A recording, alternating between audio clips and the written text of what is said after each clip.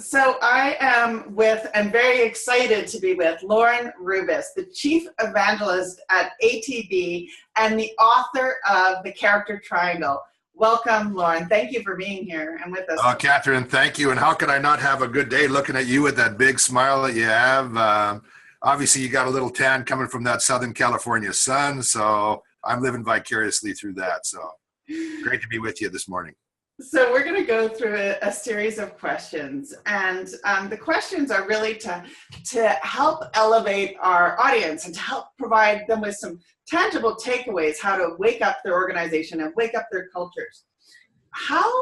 When you reflect back on your career, Lorne, what has been your biggest career learning and why?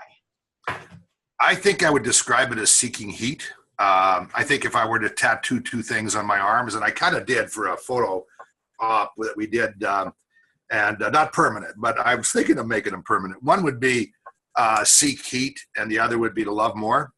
And I'm going to come back to seek heat in a minute. When I look back on this, on the whole career process for me, every time that I put myself to the edge of being uncomfortable, every time I stepped either right at the edge of knowing exactly what to do and then scared like heck that I didn't know, then I grew like crazy. And, you know, even from the very first thing that I did in my life, when I got thrown into a school where I coached every team. I was a junior high teacher, 21 years old, coached every team, had to teach English and, for heaven's sake, sex education. I had to build a curriculum for everything. I had to do everything, I was there from 7 in the morning till 7 at night. I loved it, but I didn't have a clue what it was. I knew what it was to coach a team, but to do all that, I was at the edge, and one time in my career, I was promoted to work for the chairman of a Fortune 50 company. So I'd never really been in an organization. I'd gone from being a director in a division to working for the chair and CEO of a 60,000 person company, one of 7 people reporting to him. Wow. And, part of me was like, more luck than brains, by the way, I'll just point out. But I was so at the edge of really having some sense of confidence that I could do something impactful, but not knowing, and scared a little bit too, not a little bit, maybe a lot.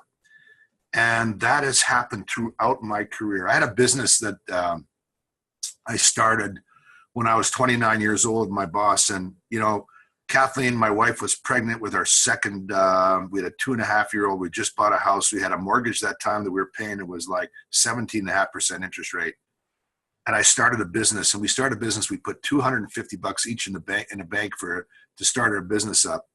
And I remember sitting at our dining room table going, what the heck have I done? How am somebody's going to have to pay me to get a paycheck.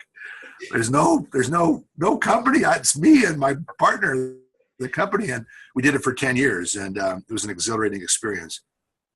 But I've always been seeking heat. And it's made my career up and down, good and bad, but it's been everything for me.